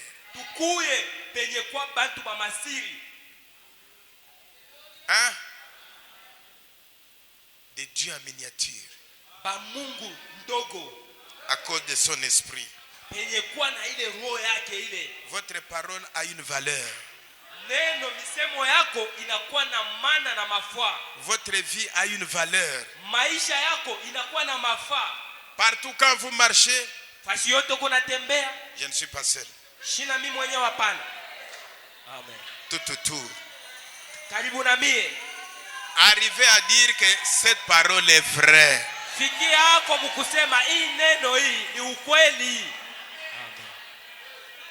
Bon, comme vous ne voulez pas connaître ces mystères-là, Frère Branham a fait ceci. Alléluia. Alléluia. Alléluia. Alléluia. Mais frère Branham dit que la foi que j'ai là, je donne à l'auditoire. Ndugu Branham anasema imani yenyewe niko nayo na ipatia tena hii makutano hii tuko hapa. Devenons ce que nous devons être. Tukue kile tunapasha kuya. Enlevez la peur. Tutoshe boka. Croyez ce que Dieu parle de vous. Tuamini kile Mungu eko nasema njuu yetu. Que le Seigneur vous bénisse. Hivi Bwana apate kumibariki.